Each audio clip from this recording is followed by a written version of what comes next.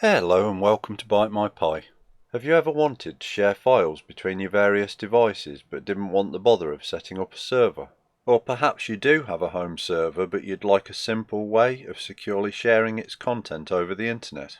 Whatever your sharing requirements, from those on a single local network to the vastness of the World Wide Web, we'll look at how to safely and easily fulfill them using the free and open source Syncthing. So if this sounds of interest to you, stick around.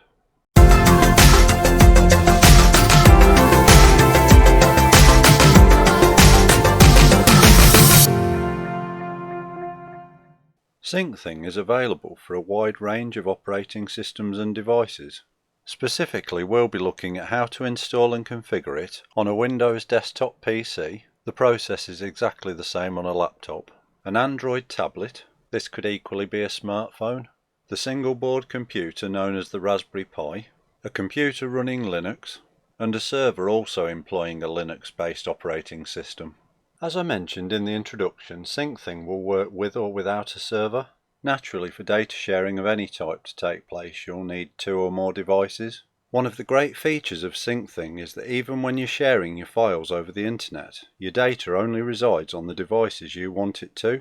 It's never stored on a third party's cloud servers. Better still, all sharing is done over an end-to-end encrypted connection using TLS or transport layer security. Before we get started with the setup, let's take a quick look at a couple of possible scenarios. You could configure the software so that every device can share its content directly with every other device. I'd advise against this, and not only because it makes for a messy looking illustration. The reason being is that, as the name suggests, Syncthing actually synchronizes your data between the connected devices. So unless you have all of them turned on all of the time, you could quite quickly end up in a situation where your stored data is not up to date on every machine. For example, if I was working on a document on my Windows PC, obviously it will only get copied to the other computers while they're powered on. So if I was to shut down Windows when I'd finished working on it, that document will only be available on the devices that were also powered on at the same time I was working on it on the Windows PC. Let's say I then turned off those devices as well. If I was to power on my Linux PC and Raspberry Pi, even though I still have 2 computers running, neither of them was switched on at the same time as any of the other computers that are storing the document, so it will be unavailable on both of them. You could end up in an even worse situation where the file appears to be accessible, but it's actually an older version and not the current document. So how do we solve this dilemma? Well, that's where the second scenario comes into play. This time we use one of the computers as the main machine. A server would make sense if you're already running one, but it certainly doesn't have to be. What it does need to be is a device that will be powered on at the same time you're using any of the other connected devices. This is why a server is an ideal candidate, as they typically run 24/7, but it could just as easily be your main desktop computer instead. In this scenario, which is what I'll be demonstrating in this video, we connect every device to the main or central computer rather than to each other. This way, whenever you turn the other devices on, they'll always synchronize with the main machine. And since this is always up to date, so is every device that you share data with. Okay, now that we've taken in the so-called 30,000 foot view, let's dive in more closely to the setup. For the purposes of this video, I'm going to use this Windows desktop PC as the main computer, but feel free to choose any of the devices for yours. So the first thing we need to do is grab the Syncthing software, and we can do that by opening a web browser and heading over to syncthing.net. From the website's homepage, click the downloads link, and as I'm on Windows, I'm going to get SyncTrazor, the Windows Tray utility, file system watcher and launcher. If you scroll down the page, you're looking for SyncTrazor setup, and unless your computer's pretty old, you're going to want the 64-bit version, not the 32-bit. Once it's finished downloading, you can close your web browser, and let's go and find the software in our downloads directory. Double click on it to begin the installation, and click yes to continue. You need to accept the license agreement, and then click on next. I'll leave it on the default to install it into my program files directory and click on next again. And I'll also leave the default name of SyncTrazor to be created in my start menu folder. You can create a desktop shortcut if you'd like, or just click Next to continue, and then click on Install. I'm going to close File Explorer, and then click Finish to launch the program. We need to give it access through the Windows firewall, but unless you've got a good reason for allowing it, I'd make sure that Public Networks isn't ticked, and only give access through private networks, and then click on Allow Access. It's up to you if you want to allow anonymous usage reporting. I'm going to say no. And here we have SyncTrazor, the Windows client for Syncthing. Syncthing is available in several packages for Windows. The main reason I've chosen SyncTrazor is it will start Syncthing automatically when we power on the Windows computer. You don't want to have to manually start and stop the software, as once set up, Syncthing should be running silently in the background doing its job. So let's first check SyncTrazor's settings. To do that, click on the File drop-down menu and select Settings. Start on the SyncTrazor tab. Most of the defaults should be fine, but we'll just check things over. I prefer to select Minimize to Tray, but it's up to you. What that means is if you minimize the program, rather than staying here in the main taskbar, it just keeps it in the little tray. Also make sure that under Start on Login, both Automatically Start on Login and Start Minimized are ticked. On the Syncthing tab, ensure that Start Syncthing when SyncTrazor starts is ticked. And that's really all we need to concern ourselves with in here. So click on Save to keep any changes. Now we could set everything up in SyncTrazor, as it already wraps around Syncthing's web interface, but for consistency I'm going to use the actual web interface, as this will make life easier when setting up Syncthing on other platforms since we'll already be familiar with it. But feel free to make more use of SyncTrazor. OK, to launch the web interface, click on Syncthing in the top bar, and then click on Open in External Browser. Don't panic if you get this warning message. It just means that Syncthing is using what we call a self-signed certificate to create its encrypted HTTPS connection. As it's on the local host or this computer, it's still perfectly safe. So click on Advanced and then click on Proceed to Localhost. I'm going to right click on SyncTrazor's icon in the taskbar and close the window. If, like me, you plan on using this web interface moving forwards, you could bookmark its address or even pin a shortcut to your desktop. You can do this by moving the window to one side and then clicking and dragging on the site information section of the address bar and dropping it onto the desktop. You can right click on it and rename the shortcut if you'd like to. And then if we were to close the web browser, we can reopen Syncthing's web interface by double clicking on its new shortcut. And let's maximize the web browser again. We have this notification informing us that we've not set a username and password on the web interface. As it's only accessible on this computer anyway, you can decide whether you want to do that, and I'll show you how shortly. But for now, let's just dismiss the notification. Let's familiarize ourselves with the Syncthing web interface. On the left hand side we have folders. Syncthing creates a default folder which you can see is currently unshared. On the right hand side under this device we have information pertaining to Syncthing on this Windows computer. And then beneath remote devices there's nothing there at the moment, as we've yet to connect to any of the other computers. Along the top next to Syncthing we have the name of this computer, which are called Windows PuTTY. Then over to the right we have the option to change the language. You can click on Help to be taken to the Syncthing website's documentation section. And then we have the Actions drop-down menu, which contains some very important settings. We'll take a look at those in a second. At the bottom of the page are links to a variety of information about the project, including a support link to the Syncthing Forum, where you can create a free account and interact with other users. Right, back to the Actions drop-down menu. Let's first delve into the settings. On the General tab we have the device's name. This will be the name of your computer, but you can change it to something more meaningful if you'd prefer. Unless you have a reason for changing them, I'd leave the minimum free disk space and API key alone. This is where you can find the anonymous usage reporting option that we set earlier. And as you can see, Syncthing is set to automatically update to the latest stable version.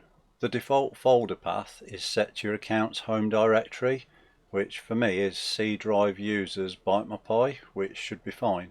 Next along we have the GUI tab, as it tells us the listening address is being overridden by our startup options. These are the ones we looked at earlier in SyncTrazor's settings. Beneath this is where you can set a username and password for the web interface. If you do this, be very careful when entering the password, as you only enter it once and it hides the characters you're typing. Next down we have a Use HTTPS for GUI checkbox. Opening Syncthing's web interface from within SyncTrazor defaults to a HTTPS connection, but checking this box will stop you from accidentally using HTTP.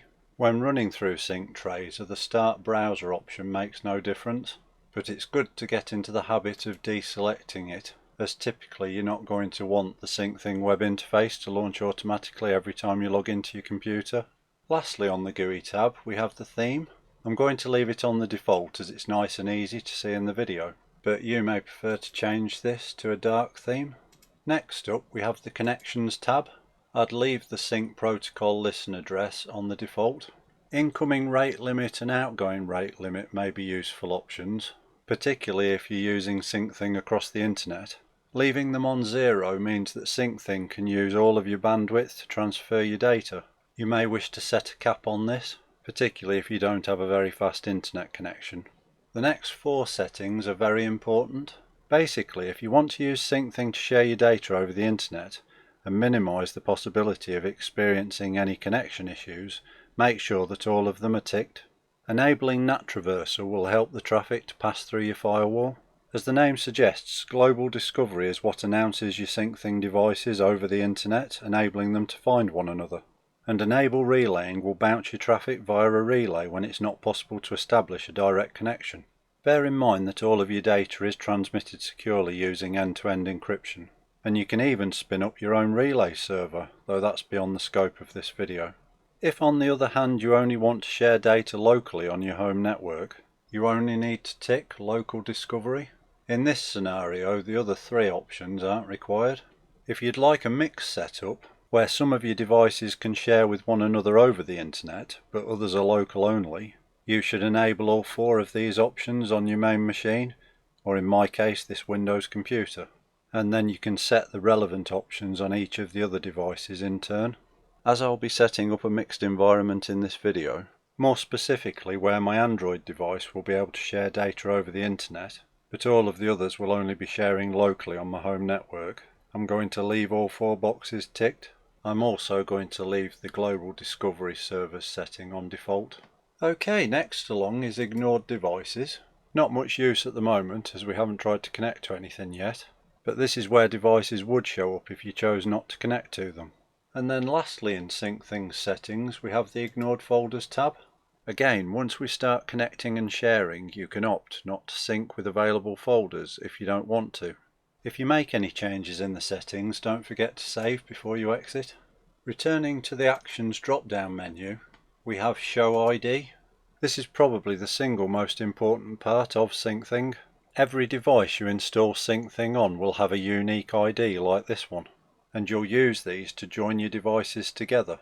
As you'll see when we get to the Android section in this video, if your device has a camera you can scan the QR code to add it. Alternatively, you need to copy the very long ID. If you have a printer you could print this page off for safekeeping, but it's easier to copy the ID and then paste somewhere to transfer it digitally. Right, let's close out of that. Next on the Actions menu, you have the option to shut down or restart Syncthing. Restarting can be useful if a change you've made doesn't seem to be taking effect. About gives us more information about the people behind the project. And then we have the Advanced section. I wouldn't advise changing anything in here as things may be liable to break. And then at the bottom you have Logs if you needed to do a spot of troubleshooting. And there you have the Syncthing web interface. Let's get ready to start connecting our devices. We'll start by configuring folders. Syncthing's raison d'etre, or reason for being, is to synchronize files between computers. It does this by enabling you to share one or more directories. This is why it creates a default folder. You can see that this is called Sync and lives in your home directory. We can confirm this by opening File Explorer and typing the following in the top bar: %home path % and press enter. That's just a shortcut for listing the contents of your account's home directory. And sure enough, there you can see the sync folder. You can decide if you'd like to use that, but as I'll be creating my own, I'm going to delete it. And if we return to Syncthing and click Edit on the default folder, I'm going to remove it from there as well and click on Yes to confirm. So now I'm going to add my own folder. Beneath folder label, I'm going to give it the name Share My Pi. I'm going to leave the randomly generated folder ID, and I'm happy for the new folder to be created in my account's home directory with the name Share My Pi. If you look on the Sharing tab, obviously we haven't connected any other devices yet to share it with, so we'll come back to that in a bit. The File Versioning tab is a useful one. By default it's turned off, but if you click on the drop down list there's a few different options. Simple file versioning is perhaps the most useful. This will create a subdirectory within the main folder named .stversions. Then whenever you make changes to a file, Syncthing will keep copies of the previous versions in this subfolder. It will even keep your deleted files. Despite its name, simple file versioning isn't quite as straightforward as you might imagine. So let's look at an illustration to see how this works. To keep things simple, imagine I set up a shared folder called ShareMe. I have it shared between two Windows computers. If I want file versioning to capture every change, I need to enable it on both machines. Now let's put some files into the shared folders. I'll add Photo 1 and Video 1 to the ShareMe folder on the Windows 1 computer, and I'll put Music 2 and Document 2 in the ShareMe folder on the Windows 2 PC. After a short while, all four files will synchronize across both folders. So we have Photo 1, Video 1, Music 2 and Document 2 available on both computers. Bear with me because this next part can be a little confusing. If we delete Photo 1 on Windows 1, it will end up in the .stversions directory on Windows 2. Then if we were to delete Document 2 on Windows 2, that will end up in the .stversions folder on the Windows 1 computer. Basically, the computer you make the change on won't capture the previous version of that file. Only the devices you're synchronizing the file with will do that. The bottom line is that if you want to ensure you don't lose your previous or deleted versions, make sure that file versioning is enabled on every device. When configuring file versioning, you can set the clean out time. By default this is set to 0, which means the old copies will be kept forever. I'd suggest changing this to 30, as 30 days should be ample time to get things back if you made a mistake. Next down you can choose how many previous versions you'd like to keep. Bear in mind the higher this number the more disk space it will take up. I'm going to set that to 3, and I'm going to leave the cleanup interval on 3600 seconds or 1 hour. On the Ignore Patterns tab you could set up exclusions in here. For example, if you had some strange aversion to photographs, you could set Syncthing up to share everything in the directory except for JPEGs. And then we have the Advanced tab. The only areas in here I might change are the folder type. Most of the time you're probably going to want to leave it on Send and Receive, but there may be occasions where you want a shared folder that only sends its contents to other devices and doesn't receive any of the changes made on the other end, or vice versa where it only receives data. I'm going to leave it on Send and Receive as that's the most typical setup. The file pull order can be a handy setting.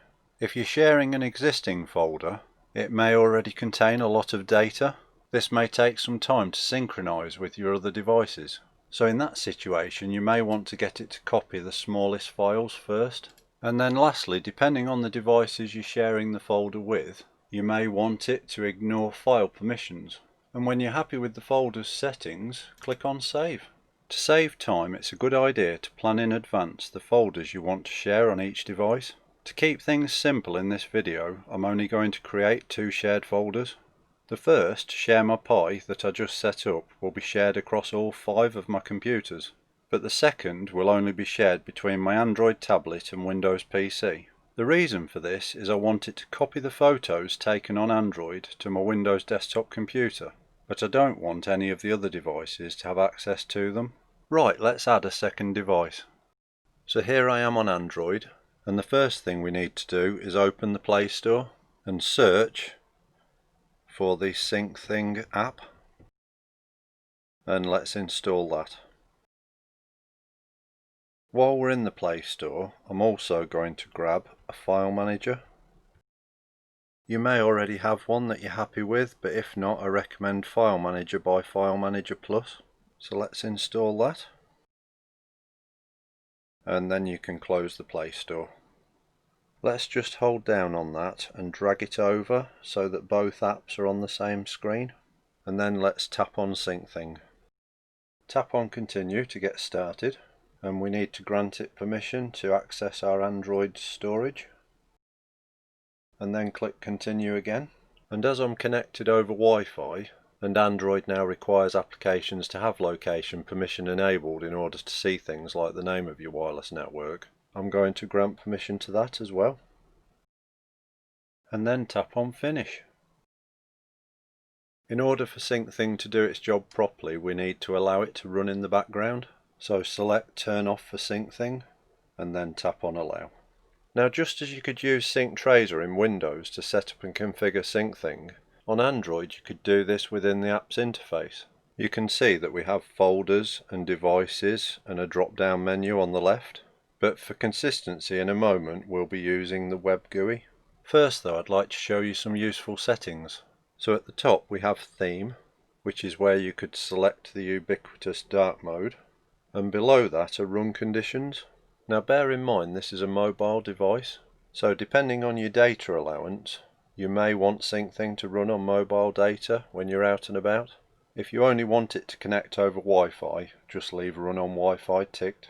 Right, if we tap the back button, then have a quick look in behaviour, you might want the Syncthing service to start automatically on boot.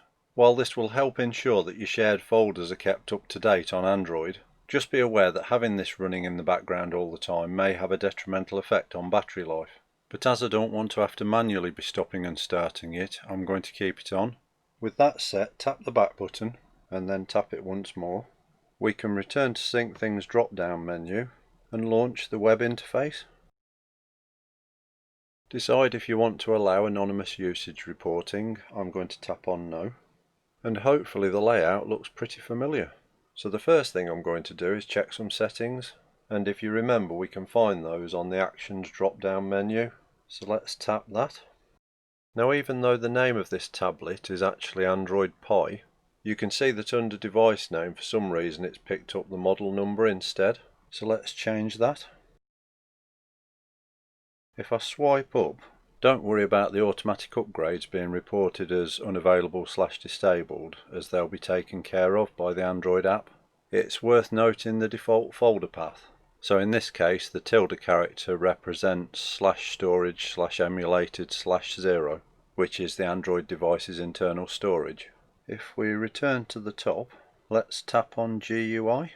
If you wanted to access this web GUI through your Android device's web browser, you'd need to type the listen address into the address bar, and then the username Syncthing, and the password is your API key, which can be found on the Settings General tab. Unfortunately, even if you change these, Syncthing's Android app will revert them back to their default. For this reason alone, I think it's best to access the web GUI through the app, as we are doing at the moment. HTTPS is selected by default, so we can leave that on. And as we're running Syncthing through the app, it makes no difference whether Start Browser is ticked or not, but I like to get in the habit of turning it off anyway. And then at the bottom you can set the theme for the web interface. Next along we have the Connections tab. If you recall, this is where you can set a cap on the bandwidth that Syncthing uses. It's also where you decide if you want it to be accessible just locally only or over the internet as well. As this is a mobile device, I'm going to leave all 4 options ticked. And when you've configured all the settings how you want them, tap on Save. Now let's connect the Windows PC and Android tablet together. It doesn't matter which way round you do it, but you need to add one device to the other. But since this Android tablet has a built-in camera, it makes sense to use the QR code. So back on the Windows computer, I'm going to select Show ID from the Actions drop-down menu. Returning to Android, unfortunately we can't launch the QR code reader from the web GUI, so we need to go back into the main Syncthing app. Make sure you're on the Devices tab and tap on Add Device. Then tap on the little picture of a QR code. So obviously we need a scanner to do this, so I'm going to click Yes to install one. That's taken us to the Play Store to the barcode scanner app by ZXing Team, so I'll tap on Install. If you don't like the thought of giving the barcode scanner app access to all of those permissions, remember we're just looking for an easy way to copy that long device ID off of one Syncthing instance and into another, to save us having to type it in manually. So you could use a messaging platform to send it from one computer to the other. And as you'll see in a moment, you may not even need to copy it at all. But on this occasion I'm going to tap on Accept to install the app, and then tap on Open to launch it, and point the camera at the Windows computer's QR code. If you hold your finger on the device ID and then let go, you can then copy it, and then we can close the app. If I return to Syncthing and go back into the web GUI, I can now go down to Remote Devices and tap on Add Remote Device. Now this is what I meant by you might not even have to manually add a device ID. Because my Android tablet and Windows PC are currently on the same home network, Syncthing on Android has detected the Windows PC as a nearby device, so I could just tap its ID. But if the two devices weren't on the same network, you would need to enter it yourself. As I've currently got the Windows PC's Syncthing device ID copied to my clipboard, let's paste that in anyway. So I'm going to tap and hold in the device ID box and then tap on Paste. Then I'm going to enter the Windows computer's name, which is Windows PuTTY, and then I'm going to tap on Save. And if we switch over to my Windows computer, after a moment or two your Android device should show up wanting to connect. I can see that it's got the name Android Pie, and if I want to be extra sure it's the right device, I can make a note of its device ID and then pop back over to Android, tap on Actions and show its ID. Now that I'm confident that it's the right device, back in Windows I'm going to click on Add Device. I know that that's the Android device ID and I'm happy with the device name of Android Pie. If for some reason you wanted to give it a different name, you can rename it, but it's less confusing if it's the same on both devices. And to finish adding it, I'm going to click on Save. And if you give it a few moments, it should eventually show up as connected unused on both devices. This is because although Windows and Android are now talking to each other, we're not currently sharing anything between them. So let's remedy that, shall we? Syncthing's Android app has created a camera folder by default. The developers probably assume that transferring photos is one of the most popular use cases on a mobile device. This is great as it will save us having to add the folder ourselves. Let's tap on Camera to check it out, and then I'm going to select Edit to take a look at the setup. I'm perfectly happy with the folder label of Camera, but you can change that if you'd like. Let's take a look at the folder path. It's automatically filled in my Android tablet's photo directory, but you can double check the location if you'd like to make sure. To do that, open your File Manager app. If you're using the same one that I installed earlier, we need to give it permission to access our device's storage. From here, tap on Main Storage, and then hold down your finger on DCIM. When the options appear along the bottom, tap on More, and then select Properties. If we look at Path, we can see the location of the camera folder, which is exactly the same as that in the Syncthing app. With that done, tap on OK and exit the File Manager. And now let's return to Syncthing and back into the web GUI. I'm going to tap on Camera again and return to the Edit section. And now let's check the Sharing tab. Marvellous, this is what we want to see. The Windows computer has popped up under Unshared Devices. Since I want to share this camera folder with my Windows PC, I'm going to tick the little box next to Windows Pie. On the File Versioning tab, I'm going to tap on No File Versioning and turn on Simple File Versioning. I'll set Clean Out After to 30 days, and I'm going to keep the 3 previous versions, and I'll leave the cleanup interval on the default. Returning to the top, I don't want to set any ignore patterns, but I do want to look in advanced. The section I'd like to draw your attention to in here is the folder type, which by default has been set to send only.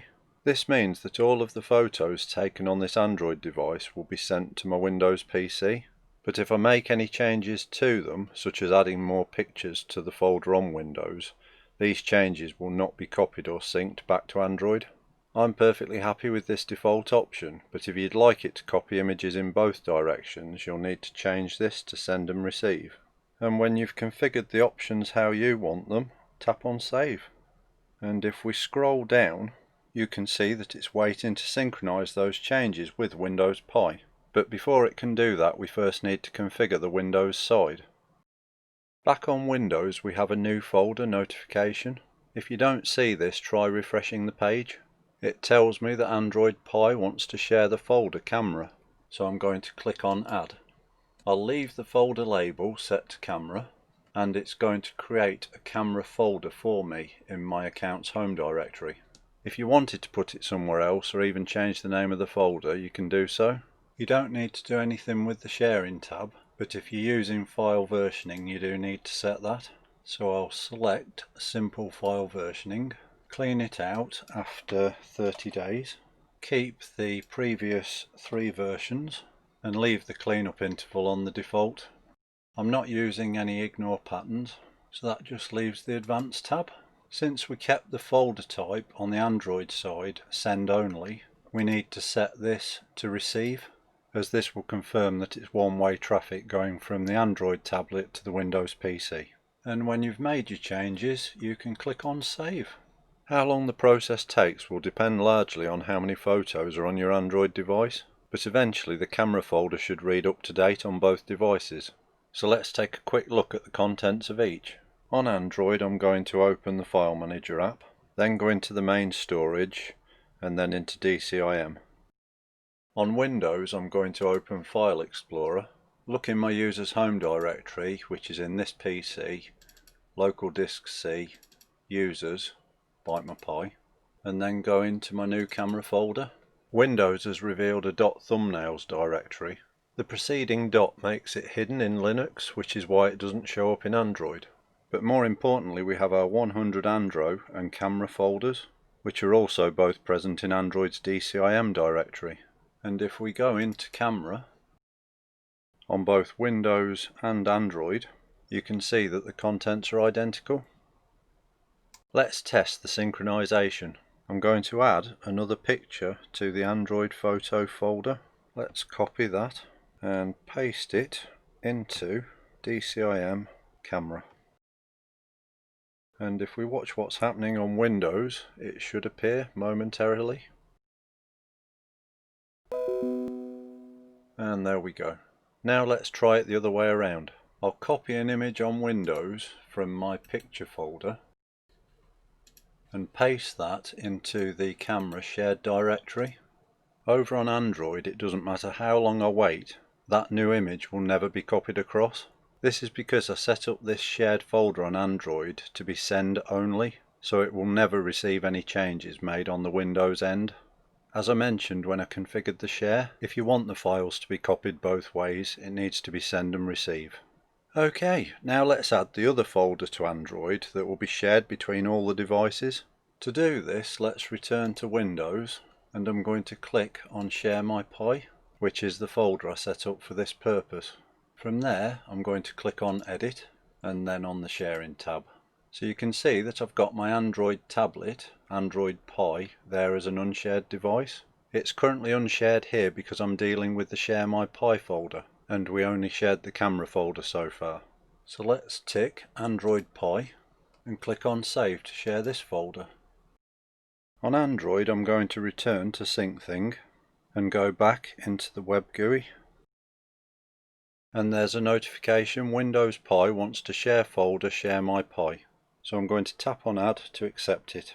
If I scroll down the screen, you can see that it's going to create the folder Share My Pie in the root directory of the internal storage.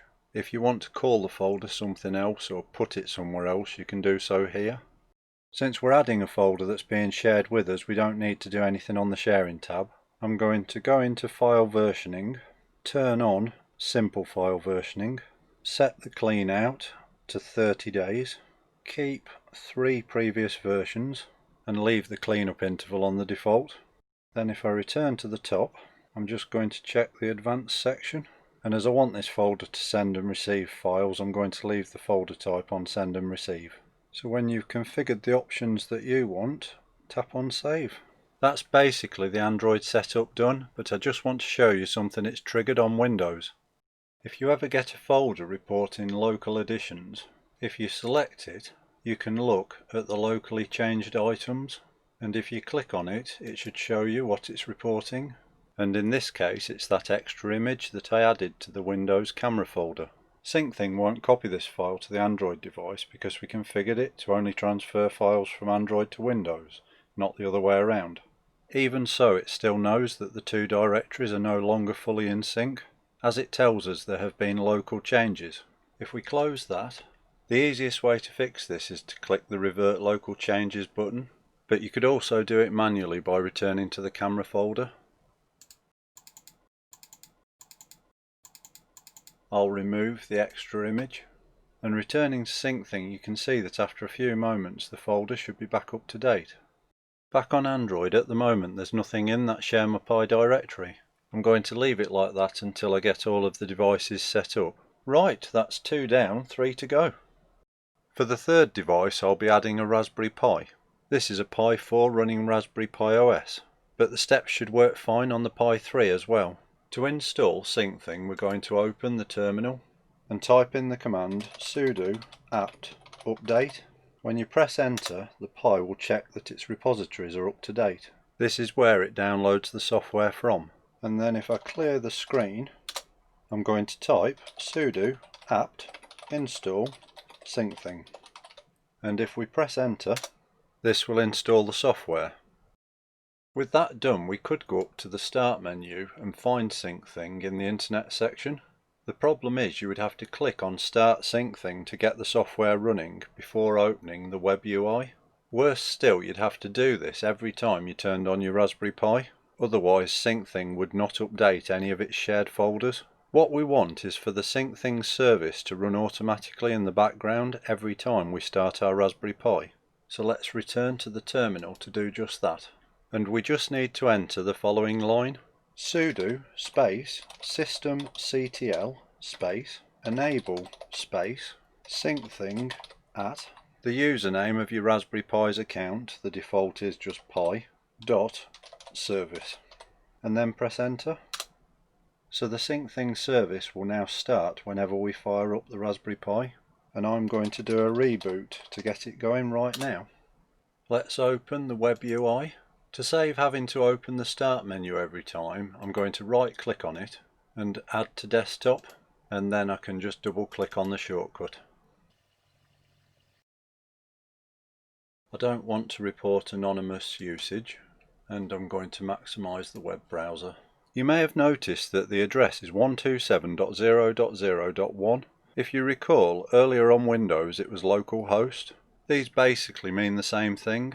Localhost is a host name that translates to the IP address 127.0.0.1. You can think of it as the home address of your computer's network adapter. In fact, years ago I saw a t-shirt that read, "There's no place like 127.0.0.1. Very geeky. And before you ask, no, I didn't buy it. So as with my Android tablet, I want to connect the Raspberry Pi to my Windows PC. Remember, this is the computer I'm using as the main machine. But before I do that, let's quickly check some settings. On the General tab, the device name of Raspberry Pi will do nicely, and it's fine for any Syncthing folders that I add to be automatically created in my Raspberry Pi's home directory, which in this case is home/pi. On the GUI tab, you can enter a username and password if you want to have to log in to the Syncthing UI. I'm not going to do that. I am going to tick the use HTTPS for GUI, and I'm going to untick Start Browser. And then lastly, on the Connections tab, since I only want this Raspberry Pi to share using Syncthing on my home network, I'm going to untick everything except for Local Discovery. And when you've chosen the settings you require, click on Save. And we've got a message that Syncthing needs a restart to apply those changes. So let's do that now. That gives us this warning message. This is exactly the same as what happened earlier in Windows. Again, it's for the same reason that we're trying to connect to Syncthing over an encrypted connection using a self-signed certificate. And since we know that that's the case, it's safe to proceed. And it looks as though we need to click on Restart again. Okay, now that Syncthing is happy, let's connect it to the Windows PC. I'm going to click on Add Remote Device, and this time I'm going to use Syncthing's automatic detection. So underneath Nearby Devices you can see that it's picked up both my Windows PC and my Android tablet. So I just need to click on the device ID of the Windows computer. If your devices aren't on the same network, or for some reason the remote computer isn't showing up, you need to enter its device ID into this box. And when you've done that, click on Save. Over on the Windows PC, I've got this notification that device Raspberry Pi wants to connect. If you didn't recognise a device trying to connect, you can click on Ignore to deny its request. Doing so will move it to the Ignore Devices section in Syncthing's settings that I mentioned earlier in the video. But as I want to join my Raspberry Pi to my Windows PC, I'm going to click on Add Device. I'm going to keep the device name of Raspberry Pi and then click on Save. Still in Windows, it's time to share the Share My Pi folder. Let's click on Edit and then on the Sharing tab, and you can see that my Raspberry Pi is showing as an unshared device. So to share the folder with it, I'll just check the box and click on Save. Back on the Raspberry Pi we can see that the Windows Pi computer wants to share the folder Share My Pi. As with connecting devices, we also have the option to reject shared folders by clicking on the Ignore button. Likewise, these would end up in the Ignored Folders section of Syncthing's settings. But as I want to share the Share My Pi folder between all of my devices, I'm going to click on Add. On the General tab, I'm going to keep the folder label Share My Pi, and I'm going to let it create the Share My Pi folder in my Pi's home directory. As this folder is being shared from the Windows computer to the Raspberry Pi, I don't need to do anything on the Sharing tab. But if you're using file versioning, you do need to set that. So I'll select Simple File Versioning and then keep 3 versions. Then lastly on this shared folder, I want to check the Advanced tab. And I'm just making sure that the folder type is set to Send and Receive. And with that done, let's click on Save. As with the Windows setup, I'm not going to use Syncthing's default folder. So let's remove that from the Raspberry Pi. And if we click on Edit, then we can click on Remove and select Yes to confirm it. Just to tidy things up, let's open the Raspberry Pi's file manager and delete the actual sync folder as well, and once more select Yes to confirm it. That's the Raspberry Pi's setup complete, so we can close the file manager and close the web browser as well. Next up, we're going to install Syncthing on Linux. More specifically, this is the desktop version of Ubuntu. So to get started, let's open Ubuntu software, and I'm going to click the little magnifying glass to search for Syncthing. You can see we have a few packages available here. You could install Syncthing GTK, which is not dissimilar to SyncTrazor in Windows. Doing so would also install Start Syncthing and the Syncthing Web UI, but I'm just going to go with Start Syncthing. This will also pull in the Syncthing Web UI, which once more for consistency is what I'll be using in this video. Right, let's install that, and I need to enter my account's password to do so and click on Authenticate. Once it's installed, you can close Ubuntu software, and then if you come down to Show Applications, we're going to search for Startup Applications and click on that.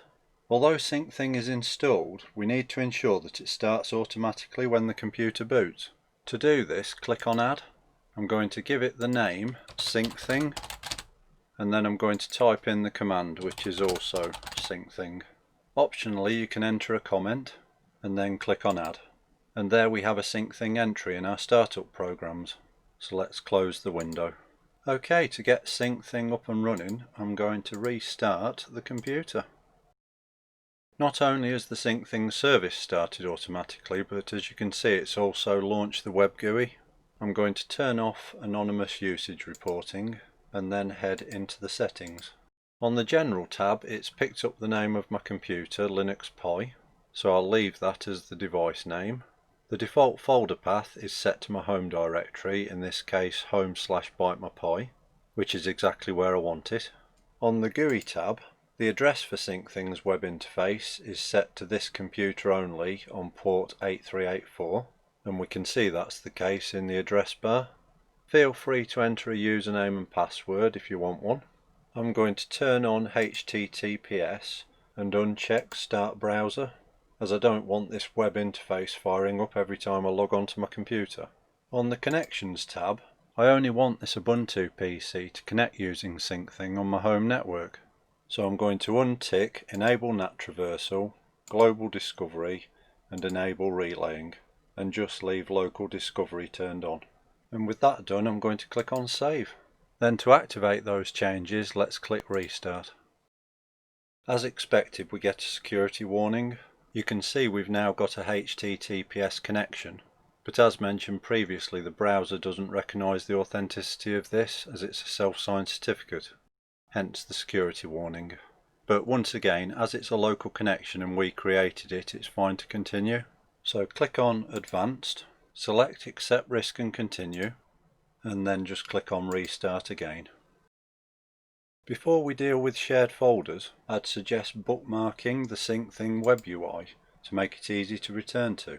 I'm going to change the name to just Syncthing, and then I'm going to put it on Firefox's Bookmarks toolbar and click on Done. So now it'll be nice and easy to find. Once more, I don't want the default folder, so if I click on that and select Edit, I can remove it from there. I'm also going to delete the folder itself from within Files, and there it is, the Sync folder. So let's move that to the rubbish bin and then close the Files app. Next, it's time to connect my Ubuntu desktop to my Windows PC, and for that I need to select Add Remote Device. Thanks to Syncthing's local discovery, I can see my Android tablet, my Raspberry Pi, and the one I want right now, my Windows PC. So I'm going to click on that one. With the device ID populated, I'm going to leave the device name blank. That way it will be updated to the same name used by Syncthing on the Windows PC. And then I'm going to click on Save.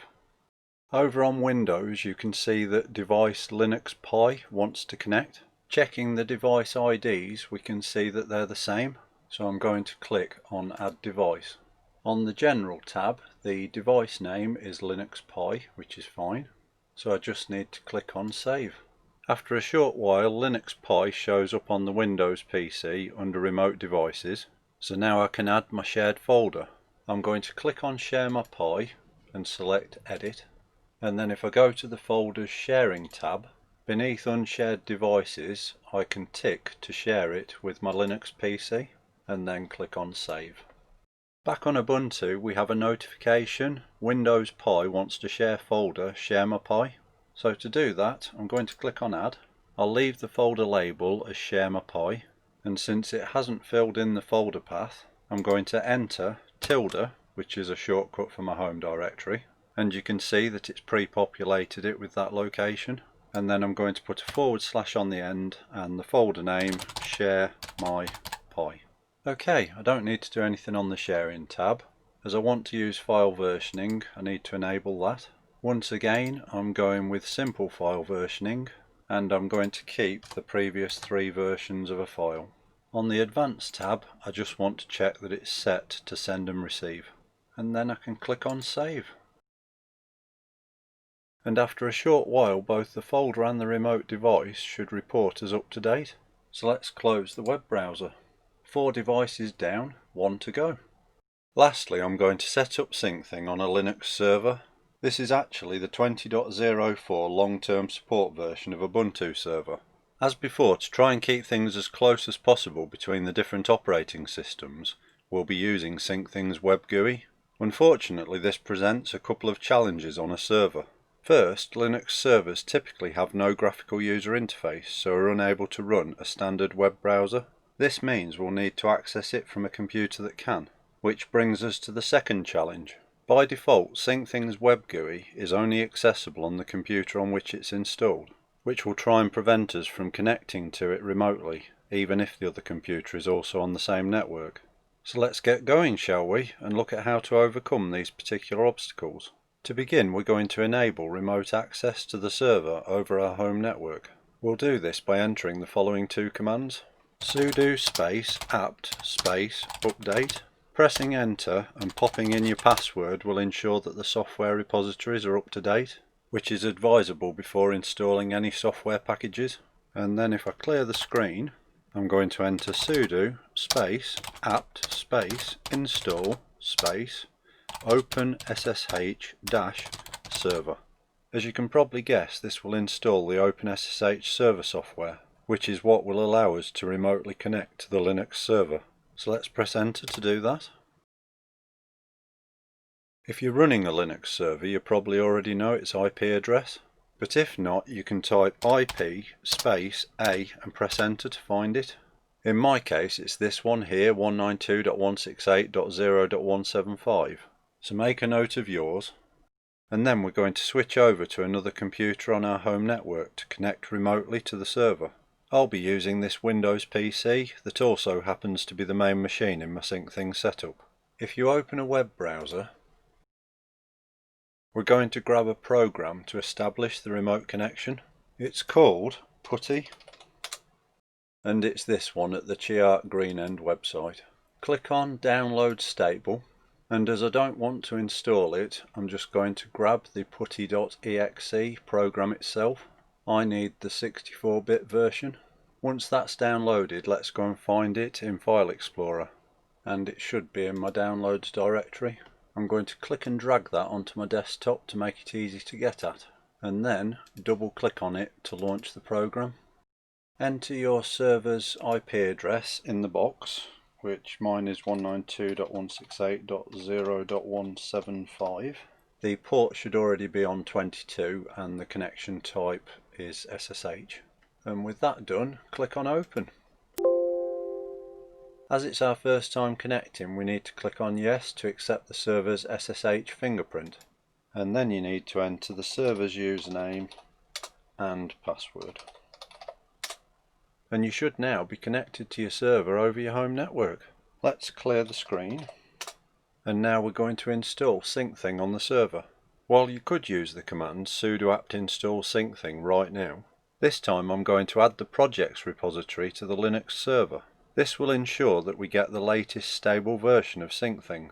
Rather than type the commands in, I'm going to open a web browser so that I can copy and paste them. Let's resize both windows to make this easier, and then go to Syncthing's website, which is at syncthing.net. And if I go to the downloads section and scroll down the page, you're looking for the Debian Ubuntu packages section. Okay, first we need to click and drag to highlight this line that starts echo deb. Make sure it's the stable version of Syncthing, not the candidate. Then if you right click on the highlighted text, you can choose copy, and we're going to right click in PuTTY, which will paste that into the server. Basically, this command will copy the location of Syncthing's software packages into our Linux server's list of repositories.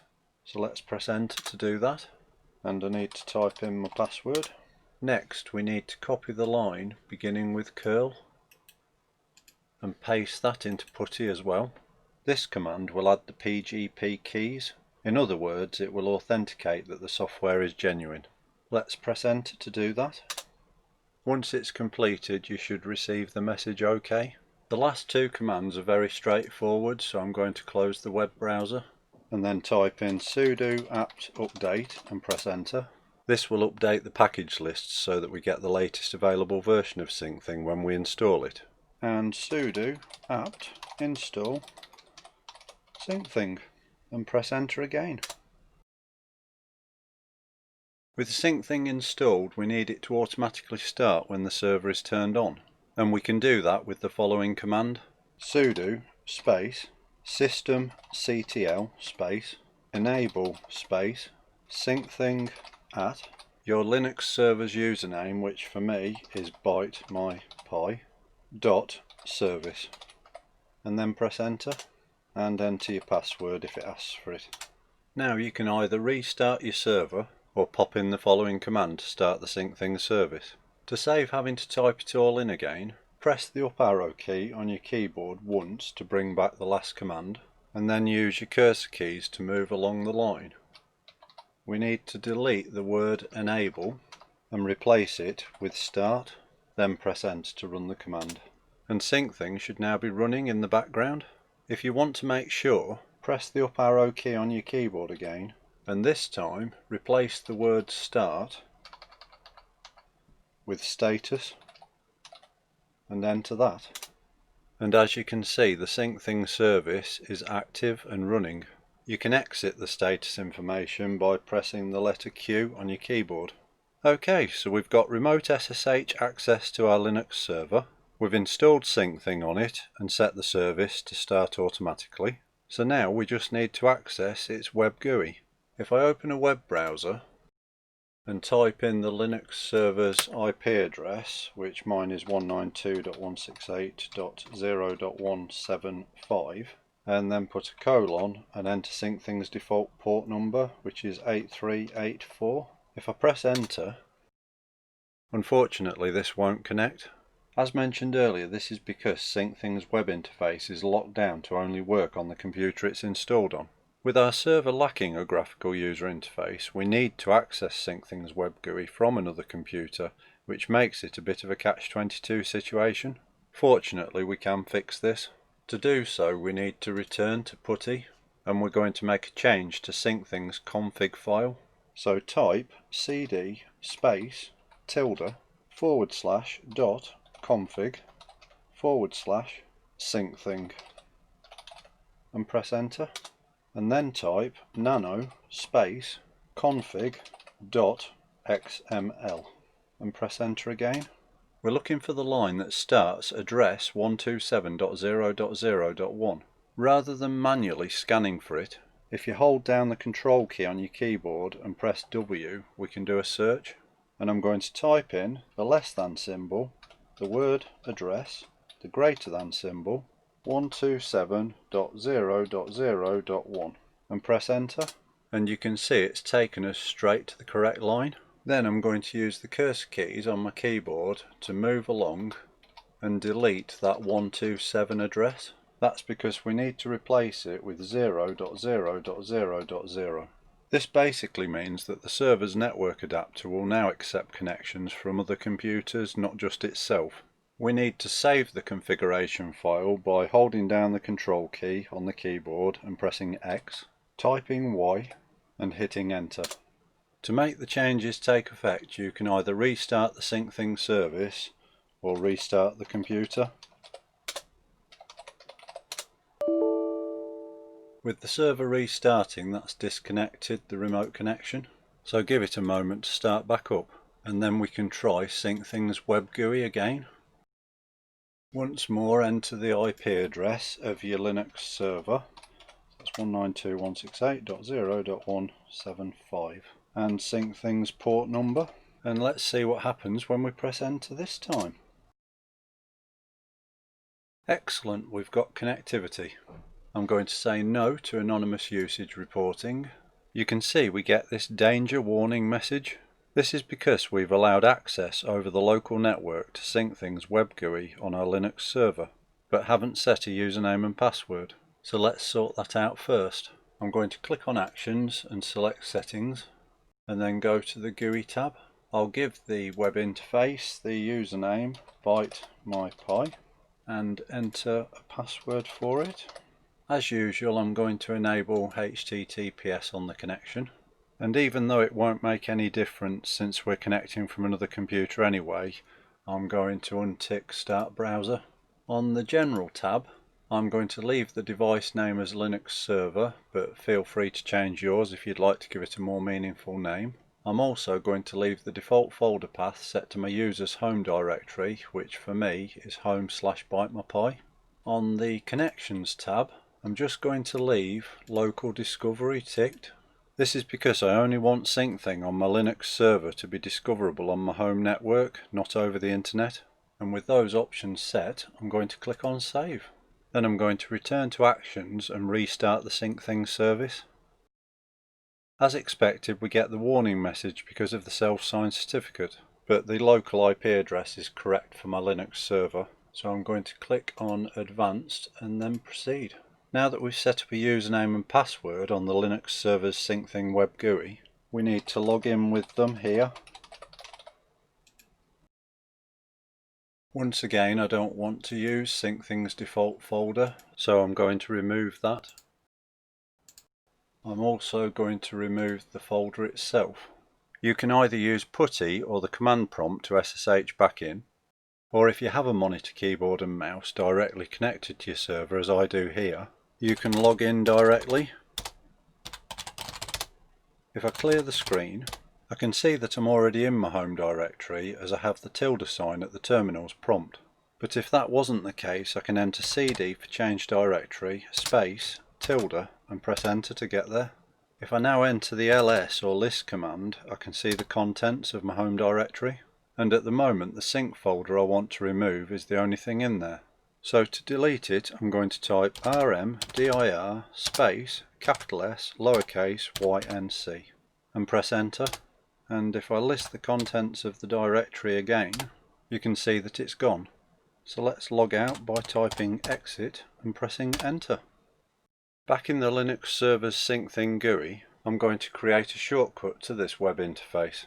So let's highlight the address and then copy it, minimize the web browser, right click and create a new shortcut, paste in the address, click on next, and I'm going to call this one Syncthing Linux Server and click on finish.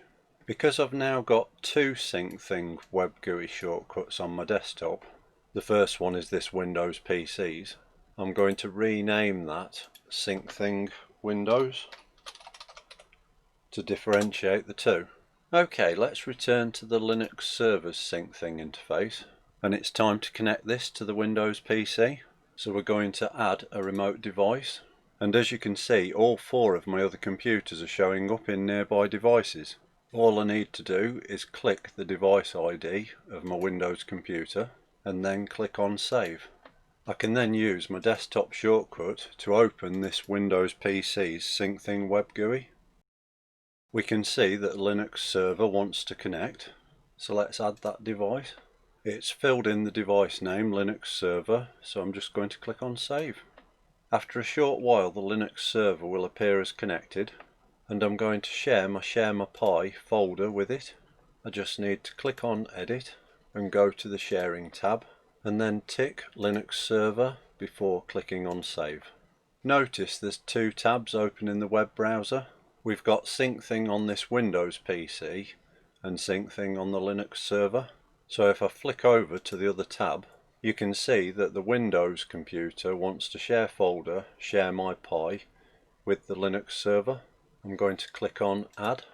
It's got the folder label Share My Pi, and it's going to create the Share My Pi folder in the Linux server's Byte My Pi accounts home directory. As always in Syncthing, you can change the folder path if you want to put the shared folder somewhere else. Since I'm using file versioning, I need to click on that and set it to simple file versioning.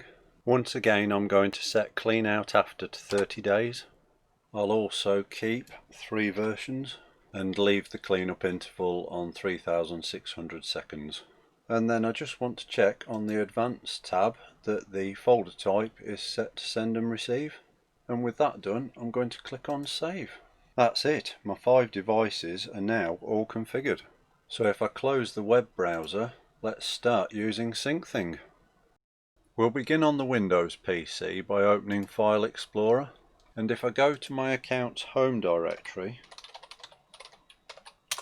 I'm going to create shortcuts to the 2 shared folders. Now you can either drag them into your quick access menu, which is what I'm going to do here, or you could right click on each folder and send it to the desktop as a shortcut. Whichever method you choose, you'll now have a nice handy way of accessing your shared folders. Since we looked at the camera folder earlier when setting up Android, and since Share My Pi is shared between all 5 of my devices, this time I'm going to focus on that. At the moment you can see we have an empty folder, so I'm going to put a file in there. I've got this PDF file that I've named Windows PC so that we can tell where it originated. And originally it's also an image of some windows.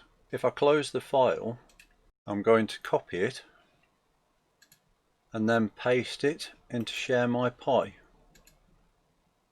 Let's hop over onto Android and open the file manager.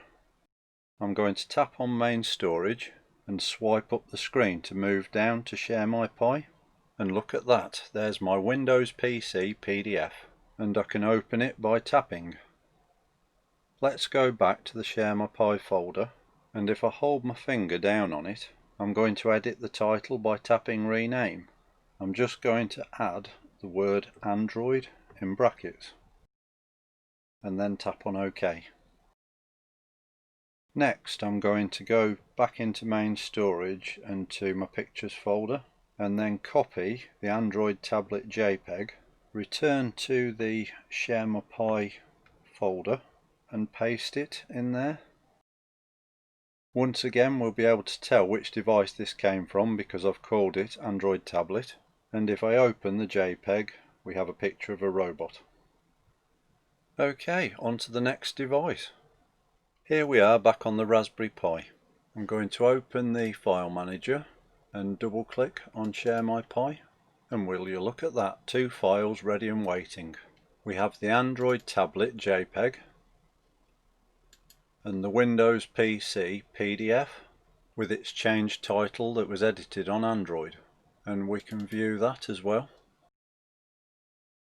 If we return to the file manager, let's check on file versioning. Because I edited that Windows PC PDF on Android, the previous version should also be saved. So where is it, you might be wondering? Well, Syncthing stores previous versions in a hidden folder. So in order to view it, we first need to show hidden files. And you can do that by enabling the Show Hidden option on the View drop-down menu. And we're looking for the .st versions or Syncthing versions folder. Putting a dot at the start of a file or folder name in Linux makes it a hidden file. So let's have a look inside the folder. Here's the original version of that Windows PC PDF. Syncthing has also added to it the date and time that it was modified. Having previous versions of a file could be useful if, for example, you made a mistake on the current one. You could come into this hidden directory and find an earlier version that was okay, and then just copy and paste it back into the main folder. When you finish working with hidden files and folders, it's always a good idea to hide them again. You don't want to accidentally delete something that you shouldn't. Speaking of which, don't be tempted to remove the .st folder or any other hidden items you find in a Syncthing shared directory, as they're most likely being used by the software itself. So when you finish retrieving whatever it is you're after, I'd recommend turning Show Hidden back off. Right, let's add another file. If I go to Pictures, I've got one appropriately enough entitled Raspberry Pi. So let's copy that into my Share My Pi folder. I bet you can't guess what the picture is. Before we finish on the Pi, let's quickly amend the Android tablet JPEG. I'm going to rename it and add Pi in brackets to the end of its name. Okay, let's move on to the next device. Here we are back on the Linux desktop PC. Let's open Files and go to Share My Pi. Here we have the 3 files that we've shared so far, and they're all up to date, complete with edits. If we go to the Files drop-down menu and turn on Hidden Files, once again we can see our .st versions hidden folder. But this time we have 2 files in there. That's because we now also have the original Android tablet JPEG before we renamed it. If I return to the main folder, let's add another file. This time I'm going to open a text editor. And if I type the message shared with Syncthing, then click on Save, I'm going to call it linuxpc.txt and save it to the Share My Pi directory and close the file. There it is. Don't forget to turn off Show Hidden Files. and I'm going to edit the Raspberry Pi.jpg name and add Linux PC to the end of that, so that we can see it was changed on the Linux computer. Before I close files, if I right click on my shared folder and then add to bookmarks, now I have a handy shortcut to it. The last of my 5 devices was the Linux server. If I list the contents of my home directory, you can see the Share My Pi folder, and then if I go into that, we can see what's inside. So here we have the 4 shared files. Being a server with no graphical user interface, we can't view them all as we could on a desktop PC. That being said, if you're determined to take a look at the JPEGs, you could view them as ASCII text by installing the PuTTY application. So let's do that now. And then if I clear the screen, I can view a JPEG by typing jp2a space and then its file name and pressing enter. So that's a text representation of the robot image. Not ideal, but perhaps better than nothing. Okay, let's clear the screen again and look at the contents of the Share My Pi folder again. Notice that at the moment we're not seeing any of the hidden contents in the folder. To show these in the Linux terminal, we need to add a space -a to the end of the ls command, and there's our hidden folders. If I enter the .stversions directory and look in there, you can see that there are now 3 files, including the original Raspberry Pi JPEG, because I edited its title a few moments ago on my Linux PC. Let's go back into the main Share My Pi folder and clear the screen. I'm going to use the Nano text editor to open the Linux PC file. This is the text that I entered previously. I'm going to add an additional line. Then save and exit the file. Then lastly on the Linux server I'll add a new file, and I'll call this one Linux server.txt. And if I list the contents of my directory, there are my 5 shared files. Okay, let's log out of that. Returning to the main Windows computer, now that I've added a file on each of my 5 devices, let's go back to File Explorer and into the Share My Pi folder, and there's all 5 of the files. If I double click on the Linux PC text file, you can see that it's got the line that I added on the Linux server. Now let's have a look at the previous file versions. To do that we need to show hidden items on the View tab, and then we can look in the .stversions folder. And if I open the previous version of the Linux PC text file, you can see that it doesn't have the additional line that I added. Great, when you've finished in there, be sure to turn off hidden items. And the last thing I want to do in Windows is delete the Linux server text file. If we return to Android one last time and open the file manager, I want to return to the Share My Pi folder. As expected, there are 4 files in there because I deleted the Linux server one. So if we tap on the 3 dots at the top right and go to View, we can show hidden files. And if I look in .stversions, there's the Linux server text file that I just deleted on my Windows PC. So you can see not only can we recover previous versions of files, but also those that we've deleted as well. Let's go back into the shared folder, turn off hidden files. Then if I go back to main storage and hold my finger down on Share My Pi, by tapping on More I can add it as a bookmark. Now when we open this Android file manager, if you tap on the hamburger menu at the top left and select the star to reveal your bookmarks, you can see we've got a shortcut for Share My Pi, and that's how file sharing works in Syncthing. That almost brings us to the end of this video. While I didn't demonstrate it, obviously you can use folders inside your Syncthing shared directories just as easily as files. This has been a long video mainly due to the number of devices covered, but I hope you're beginning to see just how useful this program is for sharing your data across a variety of platforms. Unfortunately, there doesn't appear to be an official app for the iPhone or iPad, but there's a third-party one called Mobius Sync in the App Store that could be worth a try.